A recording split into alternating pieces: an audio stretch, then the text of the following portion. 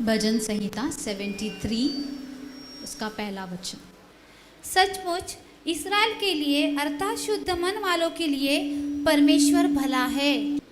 सभी लोग कहेंगे परमेश्वर भला है, परमेश्वर भला है, परमेश्वर भला है। हालेलुया। चाहे कुछ भी क्यों ना हो जाए, लेकिन मेरा परमेश्वर भला है। सब ये विश्वास के साथ दिल से, पूरे मन से, ठीक है, चाहे हम कोई भी परिस्थिति में क्यों ना हो, लेकिन हमेशा याद रखना परमेश्वर भला है। ये हम मसीही जो लोग हैं, जो यीशु मसीह पर विश्वास करते हैं, ये हमारे ज़िंदगी का क्या होना चाहिए? बुनियाद होना चाहिए। अगर हमारा बुनियाद इस बात पर है कि मेरा प्रभु भला है, तो चाहे कितनी भी आंधी आए, तूफान आए या मुसीबतें आए, तकलीफ आए, हम कभी गिरेंगे नहीं, हम कभी डगमगाएंगे नहीं। लेकिन हमारे ज़िंदगी का बुनियाद क्या होना चाहिए? जोर से, बुनियाद क्या होना चाहिए? परमेश्वर भला है। इसमें हमको कुछ ऐड नहीं करना है और कुछ सब्ट्रैक्ट नहीं करना है, यानी उसमें से हमको कुछ जोड़ना नहीं है और उसमें से कुछ निकालना नहीं है।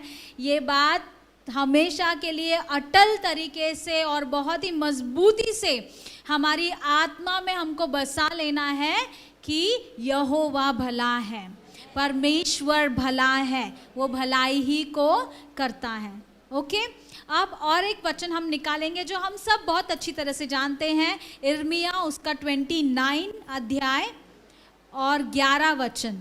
इर्मिया 29 अध्याय 11 वचन। जो शब्दों को मैं बोल रही हूँ, मेरे शब्दों के ऊपर ध्यान देना। ओके, कुछ शब्द हैं जिनको हम लोग बहुत ही लाइटली ले लेते हैं, बहुत ही सरलता से, हल्के से लेते हैं, लेकिन आज उन शब्दों के ऊपर हमको क्या करना है? ध्यान देना है। पहला हमने ये सीखा है कि मेरा परमेश्वर हर परिस्थिति में भला है। जोर से, हर परिस्थिति में भला है, हर परिस्थिति में भला है। अब आगे देखिए 29:11, इर्मिया उसके 29 अध्याय के 11 वचन में क्या लिखा है? क्योंकि यहोवा की यह वाणी है, हाँ, कि जो कल्पनाएं मैं तुम्हारे विषय करता हूँ, जो भी कल्पनाएं परमेश्वर मेरे विषय में और आपके विषय में करते हैं, उन्हें मैं जानता हूँ। हाँ, वे हानि की नहीं, वो हमारी हानि के लिए। परमेश्वर की कल्पनाएं हमारे लिए कभी हानि की नहीं है, वरन कुशल ही की है। वरन कुशल ही की है, भलाई ही के लिए है, हमारे अच्छे के लिए है, और अंत में तुम्हारी आशा पूरी करूंगा। सभी लोग बोलेंगे अंत में। अब जो शब्द हम स्ट्रेस कर रहे हैं वो शब्द क्या है? अंत में। हालेलुया। अंत में वो हमारी आशा को क्या करेगा? पूरी पूरी करेगा। उसकी कल्पनाएं हमारे लिए भले हैं, उसकी कल्पनाएं हमारे लिए अच्छी हैं, हमारी हानि के लिए नहीं है, और कभी वो हमारी आशा को पूरा करेगा अंत में। हम जो है अंत के बारे में कभी सोचते नहीं, क्योंकि हम लोगों को इस धरती पर जी के इतना हैबिट हो गया है, इतना आदत हो गया है, हमको ऐसे लगता है कि जो जीवन हम इस धरती पर जी रहे हैं बस वही है। लेकिन हम कभी ये नहीं सोचते कि अंत के बाद क्या है। हालेलुया। हमारे जिंदगी का, ये जो धरती की जिंदगी है, एक ना एक दिन उसका अंत। अभी जैसे कि मेरे पति और मेरे दोनों बच्चे जो एक्सीडेंट में उनका देहांत हो गया, एक्सीडेंट में वो लोग नहीं रहे, ठीक है, लेकिन उनका अंत क्या हुआ? ये जो जिंदगी था, इस धरती का जिंदगी उनका खत्म हो गया, उनका जो सफर था वो खत्म हो गया, लेकिन अभी उनको उनके ये जीवन के अंत में उनको क्या मिला वो इम्पॉर्टेंट है।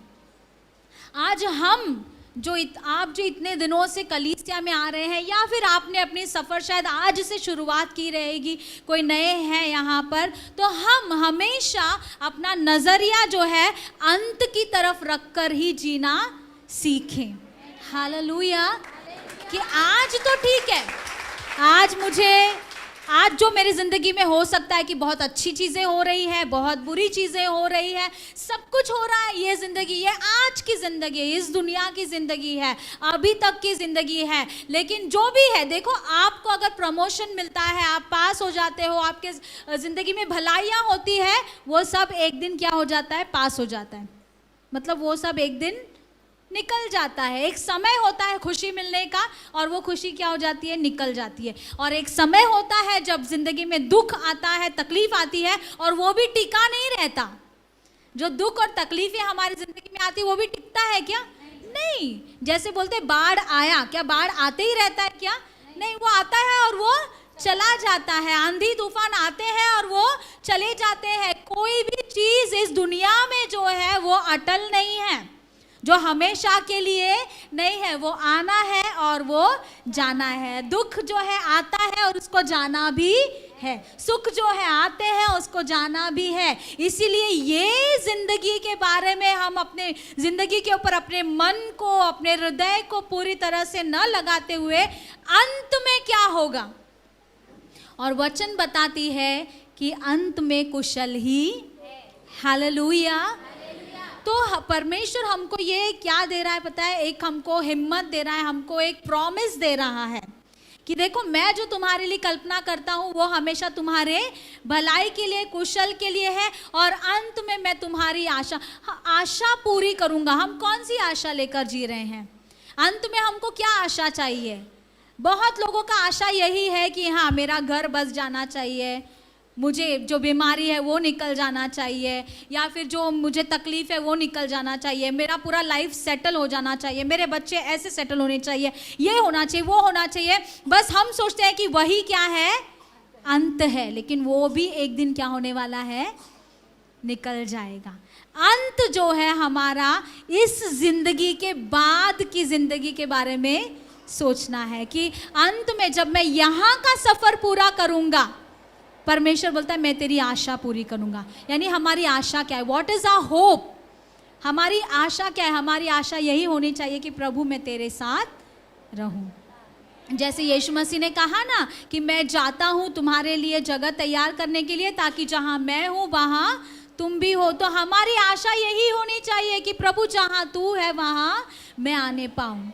मेरी ये जिंदगी ऐसी हो कि अंत में मेरी आशा जो मैंने तुझ पर रखी है अनंत काल के जीवन की, ऐसे जीवन की जहाँ पर कोई दुख नहीं है, कोई तकलीफ नहीं है, जहाँ पर बस हमेशा के लिए इटर्नली मैं आशीषित हूँ, आज़ाद हूँ, और हमें अनंत काल के लिए जो खुशियाँ हैं। देखो, आज जो मेरे हस्बैंड और मेरे बच्चे जो एक्सीडेंट में मारे गए, लेकिन अब इस दुनिया में नहीं है, लेकिन अब उनको वो मिला है जो उनसे कोई छीन नहीं सकता। हालेलुया। देखो, आज जो खुशियों को वो स्वर्ग में अनुभव कर रहे हैं, और जो कुछ हम तो उसकी कल्पना भी नहीं कर सकते। हम लोगों को ये धरती के चीज़ों में खुशियों को ले लेके इतना हैबिट हो गया है, इतना आदत हो गया है कि स्वर्ग की खुशियों को हम कल्पना भी नहीं कर सकते। परंतु अब जो उनको मिला है, अब जो उनको, और आगे जाके जब आने वाले दिनों में हम सब उठा ले जाएंगे, हम सब चले जाएंगे, जो इनाम मिलने वाले हैं, जो सुख मिलने वाला है, जो आराम मिलने वाला है, जो हंसी उनके चेहरे से कोई चुरा नहीं सकता। इस धरती पर रहते हुए एक समय के लिए हम हंसेंगे तो एक समय हमको रोना पड़ता है। करेक्ट? इस धरती पर रहेंगे, एक समय के लिए खुशी मिलेगा तो एक समय हमको दुख उठाना पड़ता है। लेकिन वहाँ का खुशी का अंत नहीं है। वहाँ हमारे चेहरे पर उदासी नाम की, वहाँ स्वर्ग में उदासी नाम की चीज़ ही नहीं है। हालेलुया। तो हमारी आशा को पूरा करेगा हमारा परमेश्वर। तो हमारी आशा वो होनी चाहिए कि अंत में वो क्या करेगा?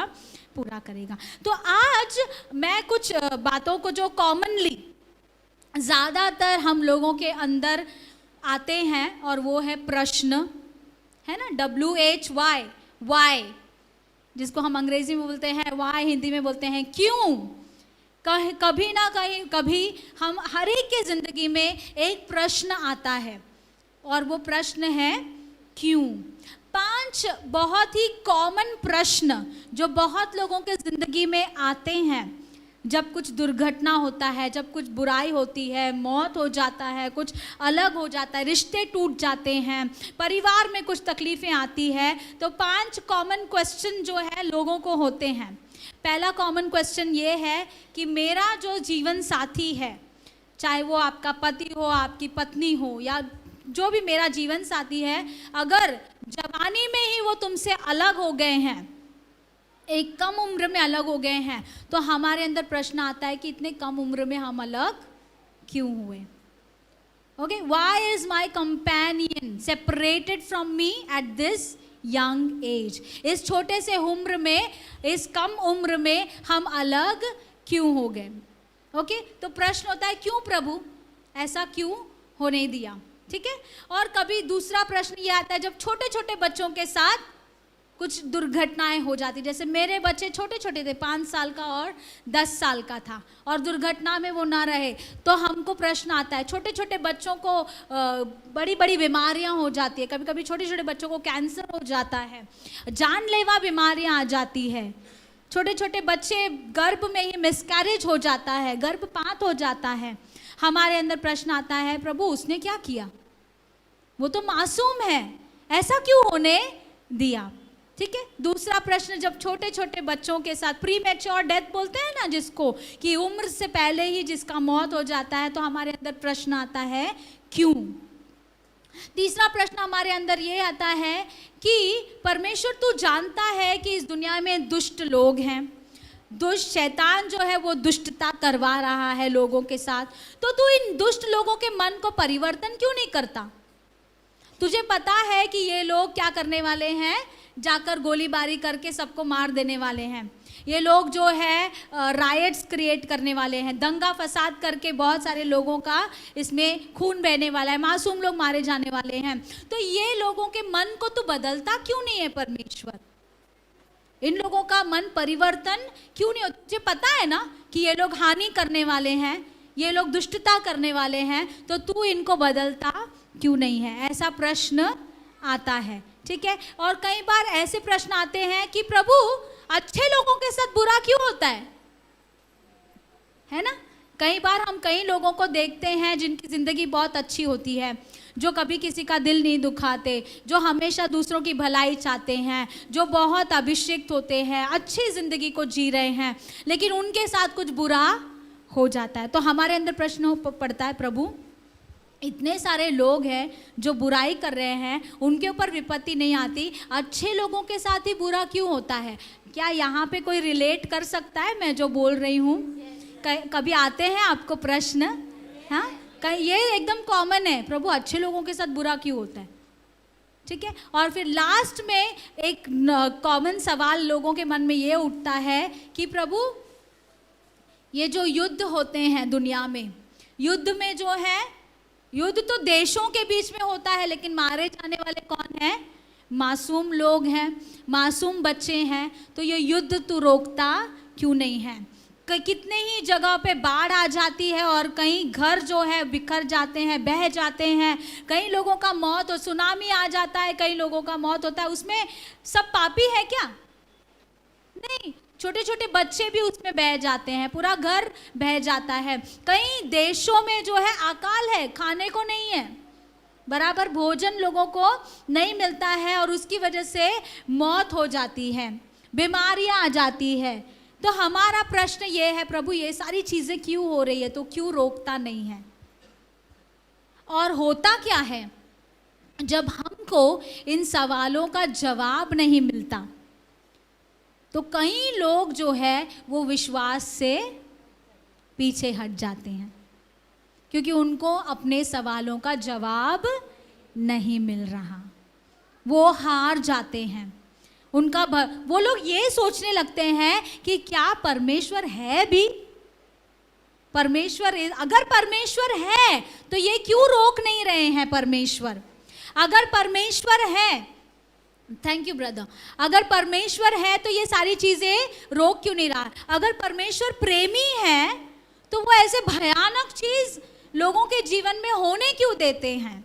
ऐसे कई प्रकार के सवाल हमारे ज़िंदगी में आते हैं, और लोगों को जो है इन सवालों का जब जवाब नहीं मिलता, कोई तसल्ली नहीं मिलती, सांत्वना नहीं मिलता, उत्तर, क्योंकि हमारा जो ये भेजा है ना, इसको सब लॉजिकल चाहिए। लॉजिकल, लॉजिकल मतलब क्या? 1 + 1 = 2, तो ये 2 ही होना चाहिए।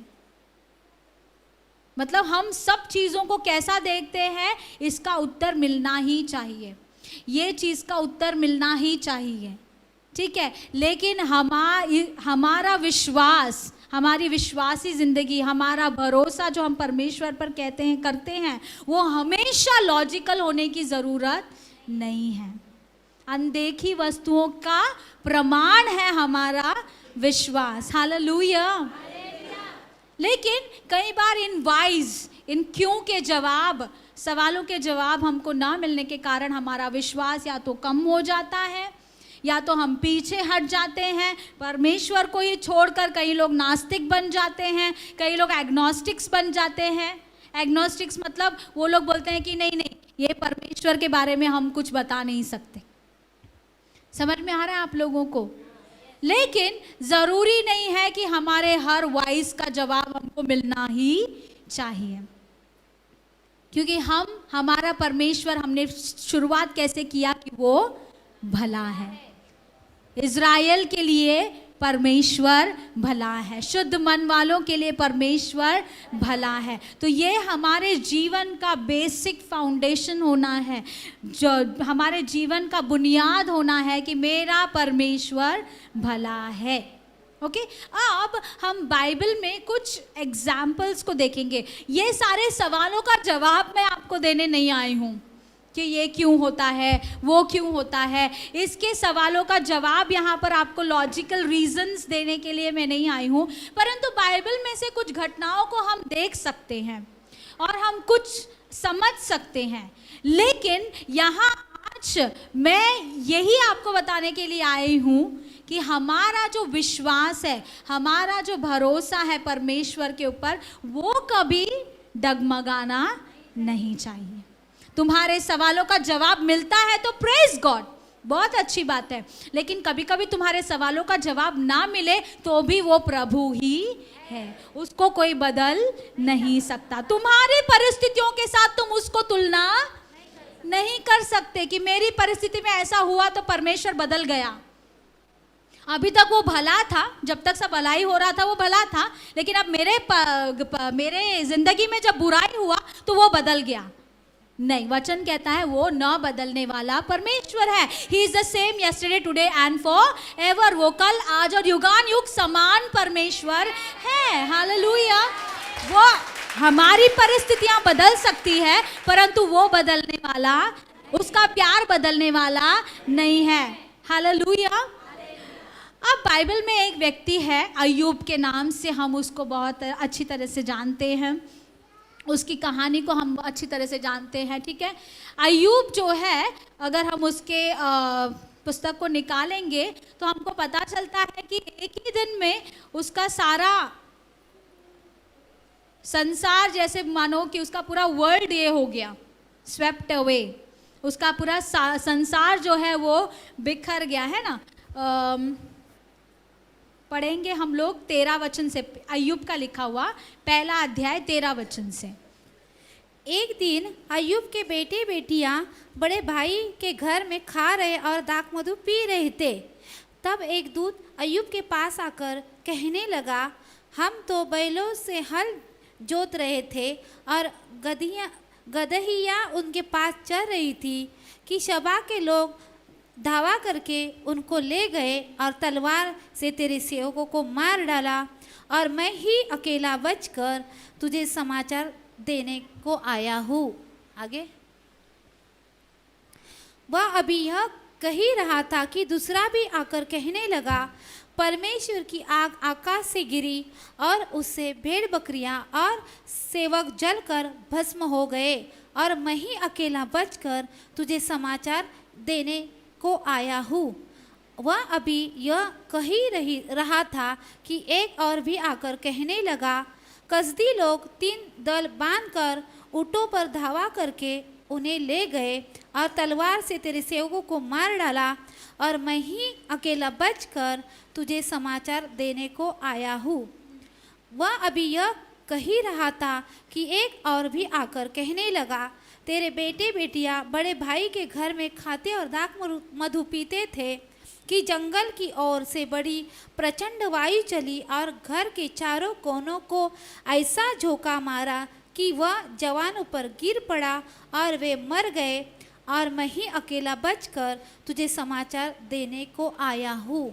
आगे, तब अय्यूब उठा और बागा फाड़ सिर मुंडवाकर भूमि पर गिरा और दंडवत करके कहा, मैं अपनी माँ के पेट से नंगा निकला और वही नंगा लौट जाऊंगा। यहोवा ने दिया और यहोवा ही ने लिया, यहोवा का नाम धन्य है। हालेलुया। यहाँ पर हम लोग वचन में क्या देखते हैं कि देखो बार बार एक वचन आ रहा है, वो बस ऐसे कहे, एक जो सेवक आया और ये कह ही रहा था, दूसरे ने बैड न्यूज़ लेके आया, वो कह ही रहा था, तीसरे ने बैड न्यूज़ लेके आया। यानी फटाफट उसके सब गाय बैल भेड़ बकरियां, यानी उसकी संपत्ति, उस जमाने में संपत्ति यही था। आज हम लोग बैंक बैलेंस देखते हैं, गाड़ी मकान देखते हैं, लेकिन उस समय में उनकी संपत्ति गाय बैल भेड़ बकरियां जितनी होती उतनी, यानी एक ही समय में सब कुछ क्या हो रहा है, सफाचट। और उतना ही नहीं, लास्ट में मैसेंजर आके बता रहा है कि तेरे जो 10 बच्चे थे वो लोग भी क्या हो गए हैं, मर गए।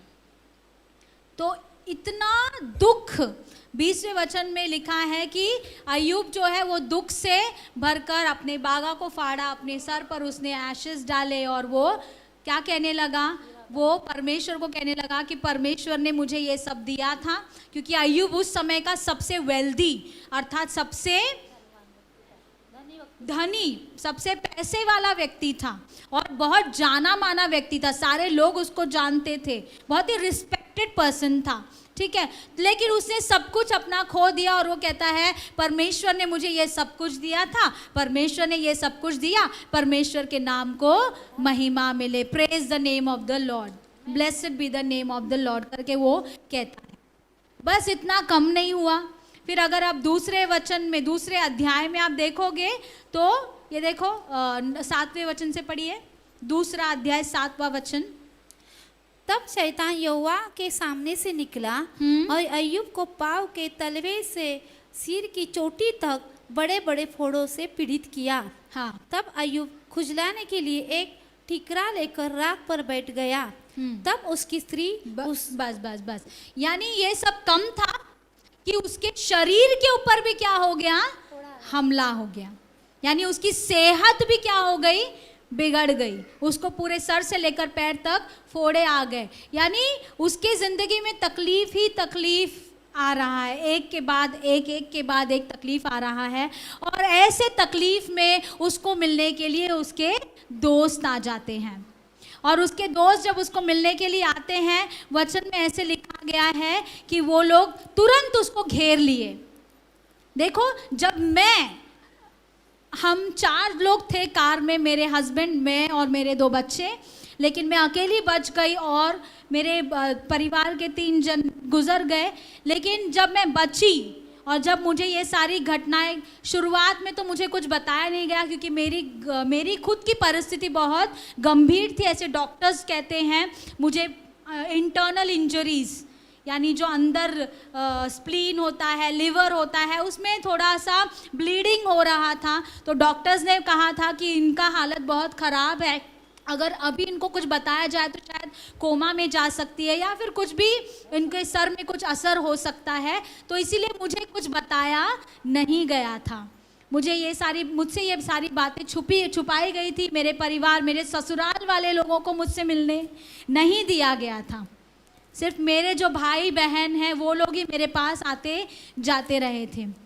लेकिन जिस दिन मुझे ये पता चला, जब मुझे वसई के जनसेवा हॉस्पिटल से नायर हॉस्पिटल जो बॉम्बे में है वहाँ पर शिफ्ट किया गया, तो उस दिन मेरी बड़ी बहन जो है डॉक्टर के साथ बात कर रही थी, और बात करते समय मुझे पता चला कि मेरे हस्बैंड और मेरे बच्चे नहीं हैं।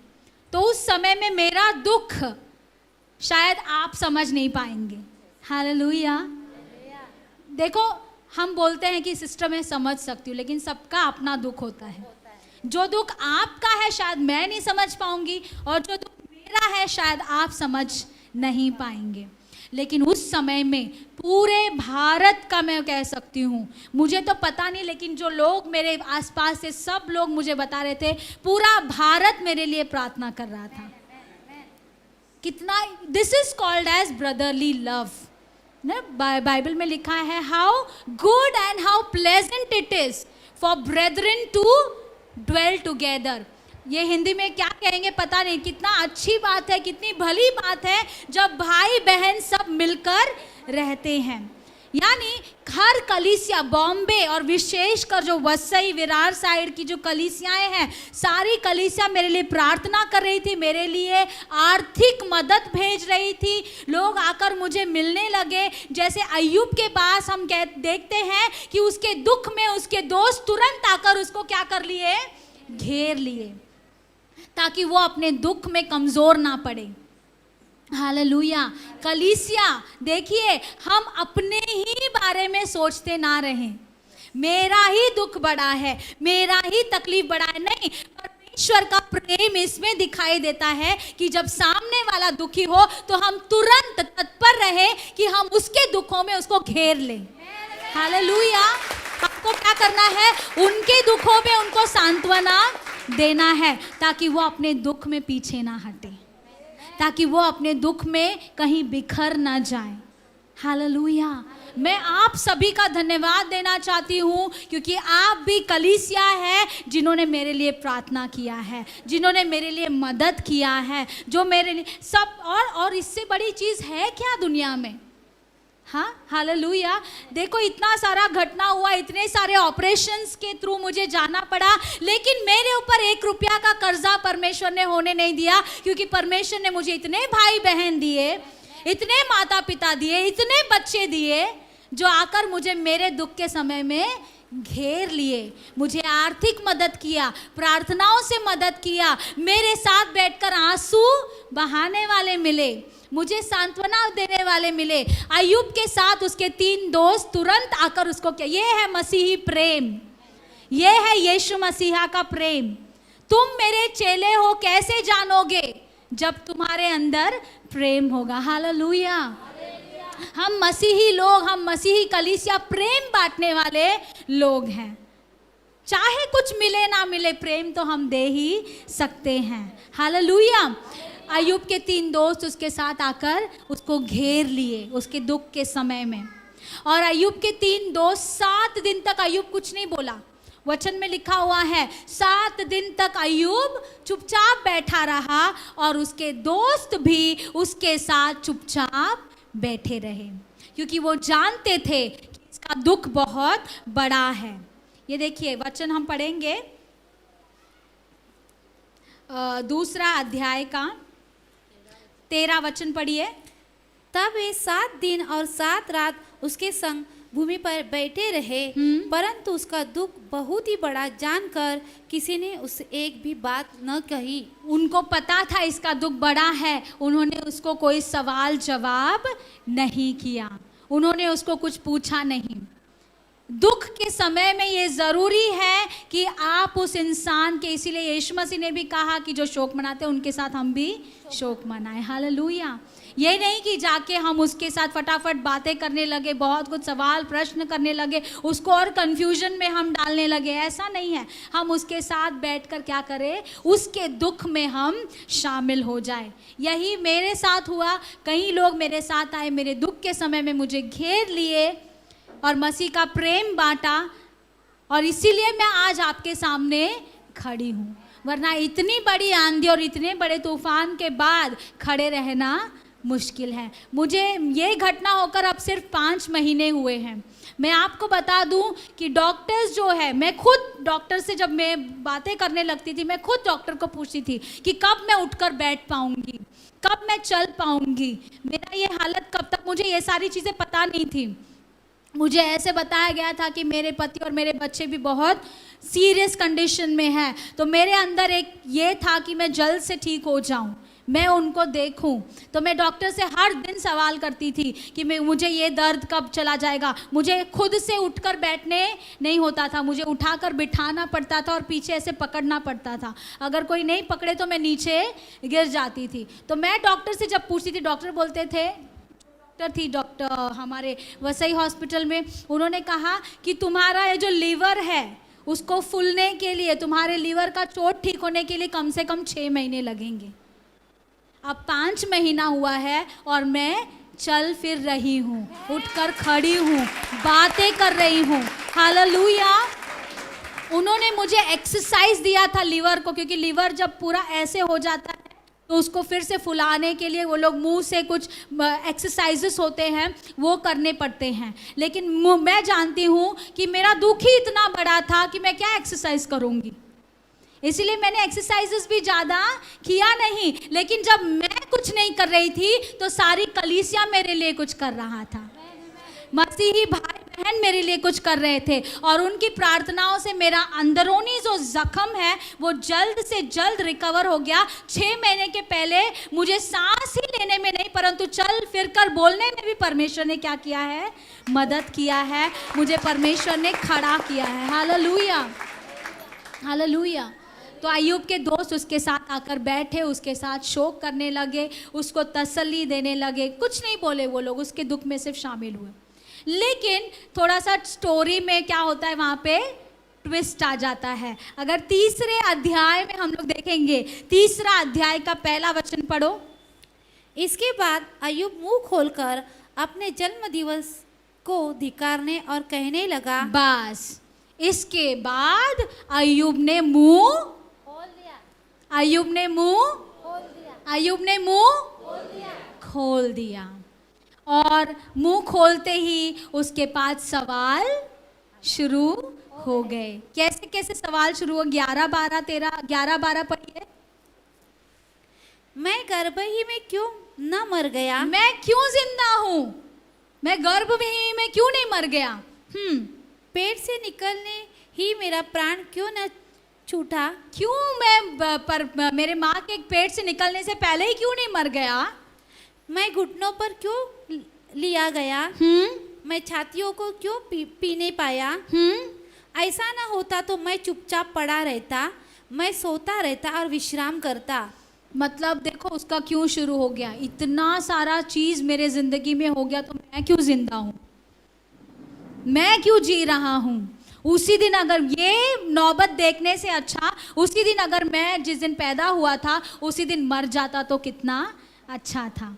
उसके अंदर सवाल उठने लगे। उसने अपने मुंह को खोलकर शुरू कर दिया, क्यों क्यों ऐसा क्यों हुआ, ऐसा क्यों हुआ, मेरे साथ ऐसा नहीं होना चाहिए था, मेरे साथ वो होना चाहिए था। उसके सवाल जवाब जब शुरू हुए तो फिर बाद में हम लोग 4थे अध्याय से देखते हैं कि उसके दोस्तों ने भी मुंह खोलना शुरू कर दिया।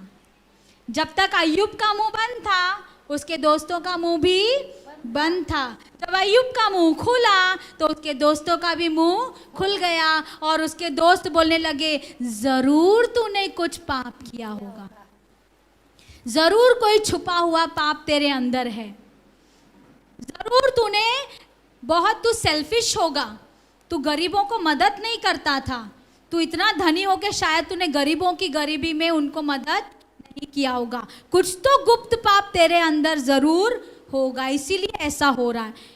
या फिर तू बहुत घमंडी है, तेरे अंदर बहुत घमंड है, प्रभु तुझे नम्र करने के लिए ऐसे परिस्थितियों को तेरे जीवन में लाया है। क्योंकि जब मैंने आपको कहा ना कि हर एक इंसान को क्यों का जवाब चाहिए, जब जवाब देने वाला जवाब नहीं दे पाता कि उसके जिंदगी में ऐसा क्यों हुआ है तो दूसरे लोग अंदाजा लगाने लगते हैं कि इसके जिंदगी में ऐसा इसलिए हुआ होगा। हालेलुया। शायद ये इसके जैसा बड़ा पापी कोई दुनिया में ही नहीं है, शायद ये बहुत वेल्दी है ना, बहुत धनी है और इसने गरीबों को कभी माना नहीं होगा, गरीबों को मदद नहीं किया होगा शायद। या फिर हो सकता है ये बहुत जाना माना है, लोग चलते फिरते इसको बहुत मानते हैं तो इसके अंदर घमंड आ गया होगा, तो प्रभु इसको क्या कर रहा है, नम्र कर रहा है। हर एक लोग क्या करना चाहते हैं, क्योंकि सवाल का कुछ ना कुछ जवाब देना चाहते हैं। लेकिन अय्यूब को भी नहीं पता था और अय्यूब के दोस्तों को भी नहीं पता था कि ये सब बातें क्यों हो रही है। उसके दोस्त अंदाजा लगाते जा रहे थे और अय्यूब अपना सवाल करते जा रहा था। अगर आप अय्यूब की किताब को कभी जाके अच्छे से पूरा किताब पढ़ लेना, 38 चैप्टर्स के बाद परमेश्वर भी अपना मुंह जब खोलने लगता है तो परमेश्वर अय्यूब को बहुत सारे सवाल करने लगता है। और परमेश्वर जब सवाल करने लगता है तो परमेश्वर के सवालों का जवाब अय्यूब के पास भी नहीं है। परमेश्वर उसको बोलता है, तू कौन होता है मुझे सवाल करने वाला? क्या तूने समुद्रों को देखा है? समुद्रों का जो क्या बोलते हैं बाउंड्री, सीमाओं को तूने बनाया है? क्या समुद्र में रहने वाले बड़े बड़े जो जंतु है, बड़े बड़े जो मछलियां हैं, उनको कंट्रोल तू करता है? तुझे पता है क्या बादल में कितना बारिश बसा हुआ है? बारिश कैसे आता है तुझे कुछ पता है? ये पूरे भूमि को मैंने कुछ भी नहीं ऐसे चीज पे लटका दिया है, तुझे पता है मैंने ये काम कैसे किया? और अय्यूब जब परमेश्वर उसको, आप पढ़ेंगे ना आप खुद ये हैरान हो जाएंगे कि सचमुच परमेश्वर को हम क्या सवाल करें। परमेश्वर के एक सवाल का जवाब हम नहीं दे सकते तो हम कौन होते हैं उसकी बुद्धि को सवाल करने वाले, उसको उल्टा हम पूछने वाले। परमेश्वर बोलता है तुझे कुछ नहीं मालूम कि मैं क्या कर रहा हूँ, क्यों कर रहा हूँ, क्यों होने दे रहा हूँ। तो तब अय्यूब क्या करता है पता है? आखिर में, हे परमेश्वर मैंने तुझसे सवाल किया, मुझे क्षमा कर। अगर हम देखेंगे ना एंड चैप्टर्स में, देखिए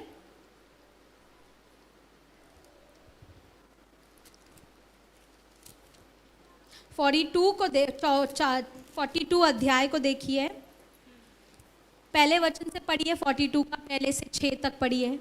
तब अय्यूब ने यहोवा को उत्तर दिया, मैं जानता हूँ कि तू सब कुछ कर सकता है और तेरी युक्तियों में से कोई रुक नहीं सकती।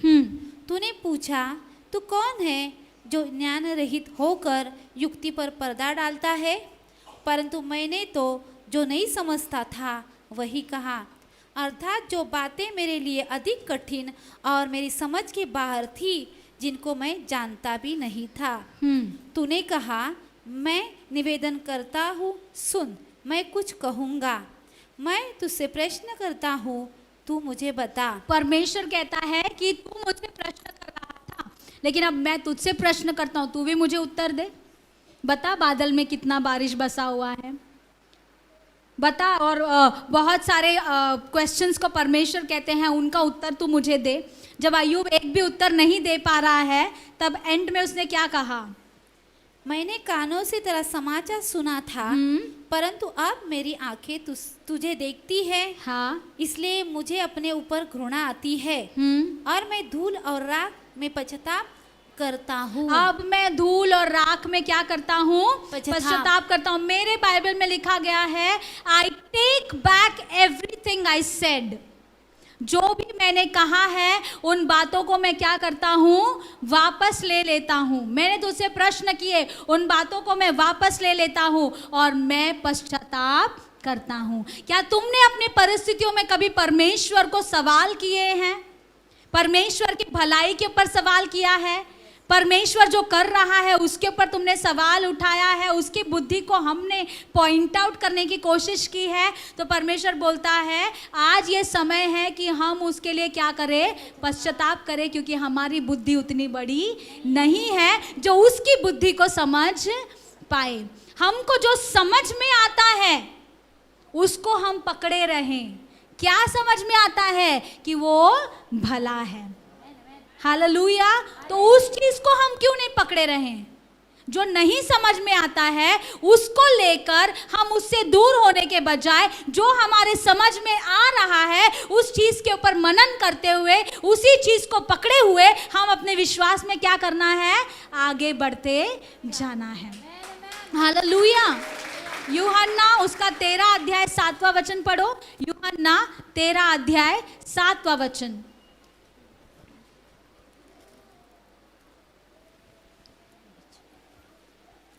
यीशु ने उसको उत्तर दिया, हाँ, जो मैं करता हूँ तू उसे अभी नहीं जानता, परंतु इनके बाद समझेगा। जो मैं करता हूँ तू उसे अभी समझता नहीं है, जानता नहीं है, लेकिन एक दिन आएगा जब तू सारी बातों को समझने पाएगा। जैसे ही अय्यूब ने पश्चाताप किया, तुरंत परमेश्वर ने उसको सारी बातें समझने के लिए बुद्धि खोल दी। हालेलुया। देखो, अय्यूब की किताब जिसने लिखी है, बहुत लोग ये मानते हैं कि अय्यूब की किताब मूसा ने लिखी है, ठीक है। तो मूसा को पहले से, अगर मूसा ने ही लिखा है, ठीक है, तो उसको पहले से ही पता है कि ये अय्यूब के साथ क्यों हो रहा है ना। पहले अध्याय में, दूसरे अध्याय में शैतान परमेश्वर के पास आता है और चैलेंज करता है कि देख, अय्यूब के साथ ऐसा ऐसा होगा तो वो तुझे छोड़ देगा। लेकिन अय्यूब को खुद को नहीं पता कि उसकी परीक्षा ली जा रही है, या फिर अय्यूब के दोस्तों को पता नहीं कि उसके विरोध में स्वर्गीय स्थान में कुछ, तो स्वर्ग के कोर्ट रूम में, स्वर्ग के न्यायालय में परमेश्वर को अय्यूब को लेकर चैलेंज दिया गया है। ना उसके दोस्तों को पता था, ना अय्यूब को पता था, लेकिन अंत में अय्यूब को भी पता चल गया और इसीलिए उसने क्या किया? पश्चाताप किया। हालेलुया। जब उसने पश्चाताप किया तो परमेश्वर ने सारी चीजों की भरपाई करके दे दी। हालेलुया। हम परमेश्वर के आगे, परमेश्वर से बढ़कर नहीं है। परमेश्वर भला है, वो कहता है कि मेरी कल्पनाएं तुम्हारे लिए भली है और तुम्हारे हानि के लिए कभी नहीं है, तुम्हारे कुशल ही के लिए है, तो वो मेरे कुशल ही के लिए है। एक बहुत बड़े परमेश्वर के दास, जिनके मीटिंग्स में बहुत सारे लोग आते थे और उनके द्वारा बहुत सारे लोगों ने यीशु मसीह को अपना उद्धारकर्ता स्वीकार किया, तो ये परमेश्वर के दास एक दिन बिली ग्राहम नामक दूसरे परमेश्वर के दास से मिले और बातें करने लगे। और फिर वो परमेश्वर के बारे में, बाइबल में लिखी हुई कुछ बातों के बारे में बिली ग्राहम, जो परमेश्वर के दूसरे बड़े दास है, उनसे बातें करने लगे। उस समय बिली ग्राहम से भी ऊंचे स्थान पर ये परमेश्वर के दास थे और वो बिली ग्राहम से सवाल करने लगे कि मुझे बाइबल में बहुत सारे प्रश्न हैं और उनका उत्तर मुझे मिलता नहीं है। ये है कि बाइबल में लिखा गया है कि 6 दिन में परमेश्वर ने सृष्टि बनाई, लेकिन अगर साइंस के हिसाब से, विज्ञान के हिसाब से आप देखोगे तो ये बिल्कुल भी मुमकिन नहीं है। तो मैं कैसे विश्वास करूं, कैसे इसको साबित करूं, मुझे समझ में नहीं आता। तो बिली ग्राहम, जो परमेश्वर के दास है, उन्होंने कहा कि देखो, बाइबल में ये बात लिखी है कि 6 दिन में सृष्टि परमेश्वर ने बनाई, मतलब बनाई, फिनिश्ड। उसको, मुझे अपने बुद्धि को समझ में नहीं आ रहा है, इसीलिए उसके ऊपर खोज करने की जरूरत नहीं है। मैं बाइबल जब पढ़ता हूं तो I take it literally as it is. अर्थात मैं जब बाइबल पढ़ती हूँ या पढ़ता हूँ, बिली ग्राहम अंकल ने कहा, जब मैं बाइबल पढ़ता हूँ तो मैं बाइबल में जो लिखी बातें हैं, जैसा है वैसे उसको लेकर चलता हूँ। हालेलुया। अगर 6 दिन में सृष्टि बनी है तो 6 दिन में सृष्टि बनी है। अगर तुम्हारा साइंस तुमको वो साबित करने के लिए नहीं ये कर रहा है, सबूत नहीं मिल रहा है, तो हम नहीं जानते, लेकिन बाइबल में जो लिखा है बस उसके आगे मुझे कुछ सोचना नहीं है। हालेलुया। और आपको पता है, ये जो परमेश्वर के बड़े दास है, वो आखिर में एग्नोस्टिक बन गए। वो आखिर में परमेश्वर को, वो इतना विश्वास करते थे परमेश्वर भला है, लेकिन उन्होंने सेवकाई छोड़ दी, वो पीछे हट गए। लेकिन बिली ग्राहम, जो परमेश्वर के बड़े दास, जिन्होंने कहा कि बाइबल को मैं जैसा है वैसे ही लेता हूँ, वो अंत तक सेवकाई करते करते परमेश्वर के साथ एक हो गए। हालेलुया। बहुत ज़्यादा उम्र तक उन्होंने जीवन जिया और परमेश्वर की सेवा की, और वो, उनके बच्चे आज सेवा कर रहे हैं। बहुत बड़ा एक लेगेसी उन्होंने छोड़कर गए हैं, क्योंकि उन्होंने शक नहीं किया, डाउट्स नहीं किए। ऐसा क्यों करके उन्होंने वचन के खिलाफ में कभी प्रश्न उठाया नहीं। जो लिखा है सो उन्होंने ले लिया। हालेलुया। वही हमको लेना है। वचन कहता है ना, हमारा परमेश्वर भला है, बस भला है। अगर लोग आकर तुमको पूछेंगे, अरे तुम्हारे जिंदगी में ऐसा हुआ है, क्या भलाई है उसमें? नहीं, वचन में लिखा है भला है तो भला है, बस। आज मुझे शायद उसका जवाब देने के लिए मैं शायद लोगों के सामने चुप्पी, मेरी मुंह बंद हो जाएगी, लेकिन मैं इतना कहूंगी कि मेरा परमेश्वर भला है। That's it. I don't want to go beyond that. और मैं जानती हूँ मेरा परमेश्वर मेरे लिए भला ही उत्पन्न करता है। अगर हम उससे प्रेम करते हैं, हम उसके बुलाए हुए लोग हैं, तो हमारे जीवन में वो सिर्फ भलाई ही को उत्पन्न करेगा। बहुत सारी कहानियां हैं, अभी हम जल्दी से चलते हैं। एक स्टोरी को हम देखेंगे दाऊद के बारे में, ठीक है। पहला शमूएल उसके 30 अध्याय को।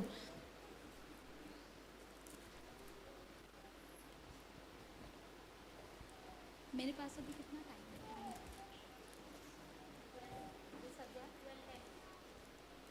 How much time? Pastor, how much time I have? Okay. पहला शमूएल 30वां अध्याय, चौथा वचन 16 वचन, चौथा वचन से हम पढ़ेंगे।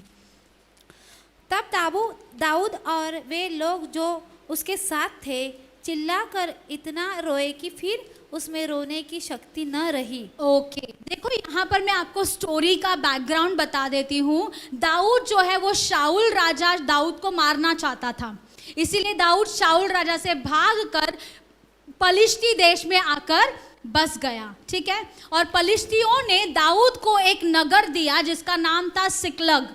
इंग्लिश में जिकलग है और हिंदी में सिकलग करके उसे कहा जाता है। तो दाऊद जो है अपने लोगों के साथ, बीवी बाल बच्चों के साथ, और जो 600 लोग उसको मिले थे, वो पूरी कहानी आप पढ़ सकते हैं घर पे जाके। लेकिन वो जिकलग नाम के जो शहर में, नगर में जो है वो बसता था। आज भी वो दाऊद के ही शहर के नाम, नगर के नाम से जाना जाता है, ठीक है। तो पलिश्तियों के साथ दाऊद जो है उनको लड़ाई करने के लिए वो पलिश्तियों के साथ गया हुआ था। लेकिन पलिश्ती जो है वो दाऊद से डरते थे। भले ही वो पलिश्तियों के देश में रह रहा था, पलिश्ती राजा के साथ वो मिल चुका था, वहाँ पे वो रह रहा था, लेकिन पलिश्तियों के मन में हमेशा डर रहता था कि ये दाऊद इतना स्ट्रांग है, ये इतना अच्छा वॉरियर है, इतना अच्छा योद्धा है, अगर ये हमारे ऊपर पलट जाए तो हम लोग बचेंगे नहीं। ये दाऊद इतना स्ट्रांग है कि वो हमको हराकर हमारे पलिश्ती देश को क्या कर सकता है, अपने कब्जे में ले सकता है।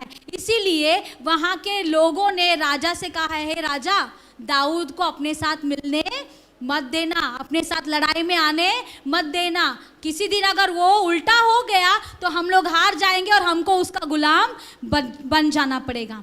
लेकिन दाऊद के मन में ऐसा कुछ भी नहीं था। वो तो शाऊल से भागकर यहाँ पर आया हुआ था और वो यहाँ पर बसा हुआ था। लेकिन कहने की बात यह है कि जो परमेश्वर का चुना हुआ है, जो परमेश्वर का अभिषिक्त है, उससे हमेशा दुश्मन डरते हैं। हालेलुया। दुश्मन हमेशा उससे डरते हैं। दुश्मन को ये डर रहता है कि ये मेरे राज्य को क्या कर देगा, पलटा देगा। और इसीलिए यहाँ पर दाऊद को क्या कहा गया कि तू हमारे साथ लड़ाई के लिए मत आ, तू वापस से लौट जा। और दाऊद वहाँ पर एक प्रश्न करता है। देखिए 29 अध्याय का 8वां वचन पढ़िए। 29 अध्याय का 8वां वचन। दाऊद ने आकीश से कहा, मैंने क्या किया है, और जब से मैं तेरे सामने आया तब से आज तक तूने अपने दास में क्या पाया है कि मैं अपने प्रभु राजा के शत्रुओं से लड़ने न पाऊं। दाऊद बहुत निराश हो गया। दाऊद को ये लगने लगा कि मैंने ऐसा क्या किया है कि मुझे तू भी क्या कर रहा है, रिजेक्ट कर रहा है। मैंने ऐसा क्या किया। लेकिन दाऊद को ये पता नहीं था कि वो लोग मुझसे डर रहे हैं। समझ में आ रहा है। कभी कभी हमको रिजेक्ट किया जाता है, हमको धिक्कार दिया जाता है। क्यों किया जाता है? क्योंकि दुश्मन हमसे डरता है, ठीक है। तो ये अलग पॉइंट है। पर अब हम चलते हैं, दाऊद को वापस भेज दिया गया और दाऊद वापस अपने नगर में लौटकर आ गया। जब वो नगर में लौटकर आ गया तो उसने वहाँ पर जो देखा, हमने चौथा वचन पढ़ा ना कि वो लोग इतना रोने लगे कि उनके अंदर रोने की ताकत ही नहीं रही। तो ऐसा क्या देखा, 30वां अध्याय के पहले वचन से पढ़ेंगे। तीसरे दिन जब दाऊद अपने जनों समेत सिकलग पहुंचा, तब उन्होंने क्या देखा कि अमालेकियों ने दक्षिण देश और सिकलग पर चढ़ाई की और सिकलग को मार के फूंक दिया और उसमें की स्त्री आदि छोटे बड़े जितने थे सबको बंदी बनाकर ले गए। उन्होंने किसी को मार तो नहीं डाला, परंतु सबों को लेकर अपना मार्ग लिया। जब वो अपने नगर में फिर पहुंचा, पूरा नगर जलाकर क्या कर दिया गया था? राख कर दिया गया था। और उसके खुद के नहीं, परंतु जितने भी लोग थे, दाऊद के लोग, इजरायली लोग जितने थे, सारे लोगों को क्या कर दिया गया? बंदी बनाकर वो लोग लेकर गए। उनके बीवियों को, उनके बाल बच्चों को और उनके जो भी चीज़ें थी वो सबको ले गए और पूरे नगर को लोगों ने क्या किया था? जलाकर राख कर दिया था। यानी वो दोनों तरफ से क्या हुआ है? टूटा हुआ है। वहाँ देखेंगे तो राजा ने उसको क्या कर दिया? रिजेक्ट कर दिया। तू हमारे साथ लड़ाई के लिए मत आ, जबकि उसकी कोई गलती वहां पर थी नहीं। और यहाँ आकर देखेंगे तो उसका पूरा जिंदगी, बोलो, है ना, सब कुछ जलकर क्या हो गया है? राख हो चुका है। और इसीलिए चौथे वचन में लिखा गया है, हाँ, चौथा वचन पढ़ो। तब दाऊद और वे लोग जो उसके साथ थे चिल्लाकर इतना रोए कि फिर उसमें रोने की शक्ति न रही। इतना रोए कि रोने की शक्ति ना थी। कभी हमारे जिंदगी में ऐसा हुआ है? आप इतना रोए हो कि तुम्हारे अंदर रोने की शक्ति ही नहीं बची है। हमारी परिस्थिति अलग है, दाऊद की परिस्थिति अलग है, लेकिन ये समय हर एक के जिंदगी में आता है। कभी ना कभी हम इतने तकलीफ से, इतने पीड़ा से गुजरते हैं। शायद दूसरे लोग हमारी आंसू को, हम कलीसिया में आते हैं तो शायद हमारी आंसुओं को कोई देख नहीं पाता, लेकिन हम अकेले में भी रोते हैं, अकेले में भी हम बहुत पीड़ा में रहते हैं। इतना हम तकलीफ में रहते हैं कि हमारे अंदर, बोलते हैं ना, मेरे आंसू ही सूख गए हैं, अब मुझे रोना भी नहीं आ रहा, इतना मैं दुख से पीड़ित हूँ। ठीक है, अब छठे वचन में देखो क्या हुआ। और दाऊद बड़े संकट में पड़ा, हाँ। क्योंकि लोग अपने बेटे बेटियों के कारण बहुत शोकित होकर उस पर पथराव करने की चर्चा कर रहे थे। बस दाऊद देखो, हर चारों तरफ से संकट है, चारों तरफ। एक तो राजा ने वापस भेज दिया, रिजेक्ट कर दिया। दूसरा, पूरा नगर जला हुआ है, बीवी बच्चे, दूसरे लोगों के, सारा शहर जो है वो बर्बाद हो गया है। उतना ही नहीं, जो उसके लोग, जो उसके साथ ही, पता है, जो उसके साथ लोग थे ना, वो सारे कमजोर लोग थे जिनको दाऊद ने हिम्मत दिया था।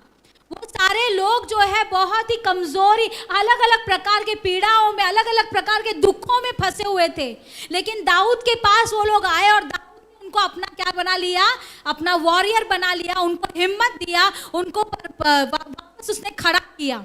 अब यही लोग जब उनके बीवी बच्चों को उठाकर ले गए तो वो दाऊद को क्या करने लगे? मारने का प्लान बनाने लगे कि दाऊद को हम क्या करेंगे? पत्थर मार के इसको मार डालेंगे। यानी दाऊद हर तरफ से क्या है?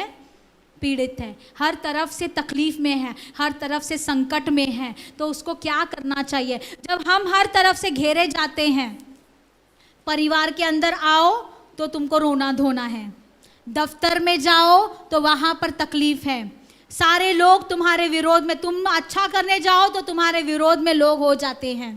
हर तरफ से जब हम दुख में, तकलीफ से घेरे जाते हैं, हमको समझ में नहीं आता क्या करना है, लेकिन आज हमको समझ में आएगा कि हमको क्या करना है। उसी वचन को आगे हम कंटिन्यू करेंगे। परंतु दाऊद ने अपने परमेश्वर यहोवा को स्मरण करके हियाव बांधा। परंतु दाऊद ने अपने परमेश्वर को स्मरण करके हियाव बांधा। But David found strength in the Lord his God. Hallelujah.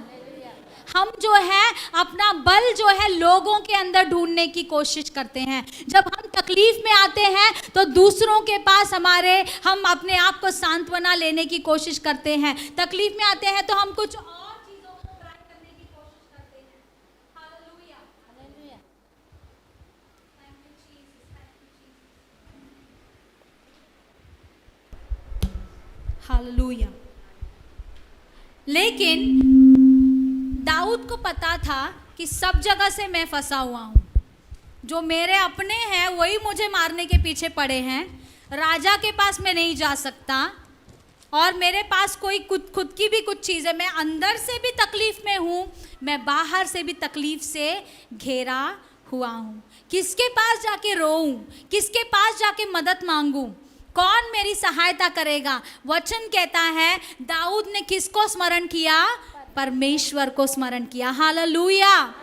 चाहे कितना भी दुख, तकलीफ, संकट कुछ भी क्यों ना आए, परंतु तुमको अगर बल चाहिए उस परिस्थिति में तो तुम परमेश्वर के पास ही जाओ, क्योंकि लोग तुमको सांत्वना देंगे, तुम्हारे साथ अच्छा बर्ताव करेंगे, तुमको दो बातें बोलेंगे, तुमको मदद कर देंगे, सब करेंगे, लेकिन जो तुम्हारी आत्मा, तुम्हारे प्राण जो अंदर से पूरी तरह से टूटी हुई है, बिखरी हुई है, उसको लोग पूरा कभी बल नहीं दे पाएंगे। हालेलुया।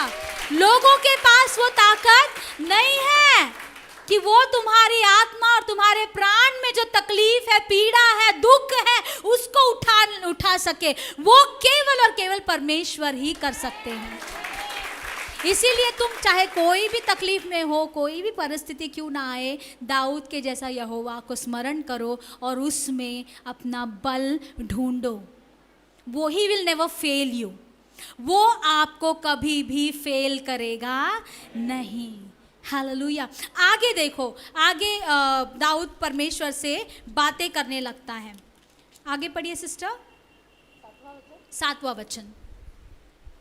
तब दाऊद ने अहीमेलेक के पुत्र एबेतार याजक से कहा, एपोद को मेरे पास ला। तब एबेतार एपोद को दाऊद के पास ले आया और दाऊद ने यहोवा से पूछा। और दाऊद ने यहोवा से पूछा। दाऊद किसी और के पास पूछने के लिए नहीं गया कि मैं क्या करूं। दाऊद किसके पास गया? यहोवा के पास गया पूछने के लिए, क्योंकि ऐसे गंभीर परिस्थितियों में शायद लोग आपको कुछ और एडवाइस दे बैठे, शायद लोग आपको कुछ और युक्तियां सुझा दे, लेकिन परमेश्वर के पास जाइए, क्योंकि वो तुम्हारे दिन को, हर एक तुम्हारे दिन को अपने किताब में पहले से लिखा हुआ है। उसको पता है कि कल तुमको क्या करना है। हालेलुया। भजन संहिता 139 में लिखा हुआ है ना कि उसने मेरे हर एक दिन को अपने पुस्तकों में पहले से ही क्या कर दिया है? लिख दिया है। तुम्हारे माँ के गर्भ में आने के पहले से ही वो तुम्हारे लिए तुम्हारी पूरी लाइफ स्टोरी को लिख कर रखा है। तो अगर तुमको मेरा जीवन मुझे कैसे जीना है, आगे क्या करना है, कैसे बढ़ना है, अगर पता करना है, तो जिसने लिखा है ना तुम्हारी स्टोरी, जिसने तुम्हारी कहानी लिखी है, उसको जाके क्या करना है? पूछना है कि हे परमेश्वर मैं क्या करूं। और दाऊद परमेश्वर को पूछता है, क्या पूछता है? क्या मैं इस दल का पीछा करूं? क्या मैं इस दल का पीछा करूं जिसने मेरे बीवी बच्चों को, मेरे साथियों के बीवी बच्चों को, मेरे सारी चीज़ों को बर्बाद करके उनको गुलाम बना के लेके गए हैं? क्या उसका मैं पीछा करूं? फिर क्या उसको जा पकड़ूंगा? क्या मैं उनके ऊपर हावी हो सकता हूं? क्या वो मुझे मिलेंगे? क्या मैं उनको पकड़ पाऊंगा? फिर यहोवा ने क्या उत्तर दिया? उसने उससे कहा, परमेश्वर ने दाऊद से कहा, पीछा कर, पीछा कर, क्योंकि तू निश्चय उसको पकड़ेगा, क्योंकि तू निश्चय उसको पकड़ेगा और निसंदेह सब कुछ छुड़ा लाएगा, और निसंदेह विदाउट डाउट तू सब कुछ छुड़ा ले आएगा। हालेलुया। और ऐसे ही हुआ। दाऊद ने उन लोग अमेलेकी जो लोग सारी बर्बादी करके जो चले गए थे, दाऊद उनका पीछा किया और दाऊद ने उनको पकड़ लिया। और दाऊद ने अपने बीवी बच्चे, अपने साथियों के बीवी बच्चे, जो कुछ वो गुलामी में ले गए थे, और उनके भी चीज़ों को क्या कर लिया? वापस से छुड़ाकर वो विजयी होकर आ गया। हालेलुया। तो आज इससे हमको क्या सीखना है? हमको भी पीछा करना है। हमारा भी किसी ने कुछ चुराया है, हमारी शांति चुराई है, हमारा आनंद चुराया है, हमारा विश्वास, हमारा जो परमेश्वर के दौड़ में हम खुशी से दौड़ रहे थे, आनंद से दौड़ रहे थे, वो आनंद, मेन थिंग इज आनंद। हमारा जॉय, वचन क्या कहता है कि प्रभु का आनंद ही हमारी ताकत है। वो आनंद को ही हमसे क्या करता है, छीन लेता है, तो ताकत अपने आप फीबल हो जाती है, ताकत अपने आप कमज़ोर पड़ जाती है। मेन अपना जो चुराने का उसका ये है, ध्येय है, वो क्या है कि हमारे आनंद को वो चुराए। लेकिन वचन कहता है तू उसका पीछा कर, जिसने तेरे आनंद को चुराया है। हालेलुया। दुष्ट ने, शैतान ने यदि तुम्हारे आनंद को चुराया है, तुम्हारे शांति को चुराया है, तुम्हारी खुशियों को चुराया है, आशीषों को चुराया है, परमेश्वर कहता है कि तू क्या कर, उसका पीछा कर। तू उसको जरूर क्या करेगा, पकड़ लेगा, और जो कुछ उसने चुराया है वो तू छुड़ा कर ले आए। अंत तक तू यही कहना है कि प्रभु का आनंद ही मेरी ताकत है। हालेलुया। हम कभी, लेकिन इसके बीच में दाऊद ने कुछ और काम किया। अब दाऊद को परमेश्वर ने कहा कि ठीक है तू पीछा कर, लेकिन पीछा करूं तो कहाँ करूं? वो लोग तो अब निकल चुके हैं, मुझे कहाँ मिलेंगे? कैसे पता चलेगा कि वो कहाँ छुपे हैं? मैं आक्रमण कैसे करूं? तो जब वो रास्ते में जा रहा था, उसको वहाँ पर एक कमज़ोर इंसान मिला, और उसको वो, जैसे वो पड़ा हुआ था, उसने देखा कि ये बहुत कमज़ोर है, तो उसको उसने मदद किया। देखिए कहाँ है वो, हाँ पढ़िए। उनको एक मिस्री पुरुष मैदान में मिला। हाँ। उन्होंने उसे दाऊद के पास ले जाकर रोटी दी और उसे खाया। तब उसे पानी पिलाया। फिर उन्होंने उसको और अंजीर की टिकिया का एक टुकड़ा और 2 गुच्छे किशमिश दिए, और जब उसने खाया तब उसके जी में जी आया। देखो, दाऊद खुद दुख में है, खुद बहुत तकलीफ में है। अभी उसका मन एक ही है कि मैं कब उन लोगों को पकड़ूं, कब मेरे लोगों को मैं छुड़ा कर ले आऊं। लेकिन जब वो रास्ते में जा रहा था, तो उसने दूसरे एक इंसान को देखा जो दुखी था, जो बलहीन था, जो कमज़ोर था। तो उसने ये नहीं कहा कि मेरा ही दुख इतना बड़ा है, मैं उसको कहाँ मदद करूं। नहीं, वो वहाँ पर रुका, उसने उसको मदद किया, उसको खाने के लिए दिया, पीने के लिए दिया। वो इंसान को उसने क्या किया, मजबूत किया। हालेलुया। तुम जब अपने दुख में रहोगे ना, तभी ऐसे लोगों को ढूंढो जिनके दुख को तुम सांत्वना दे सकते हो। हालेलुया। जब मैं सारे चीज़ों से, ऑपरेशंस से होकर मैं घर पे आई थी, ठीक है, तो मुझे फ़ोन आया बिहार से। तो एक लेडी बिहार से मुझे कॉल कर रही थी, और उनको कुछ पता नहीं था कि क्या हुआ है।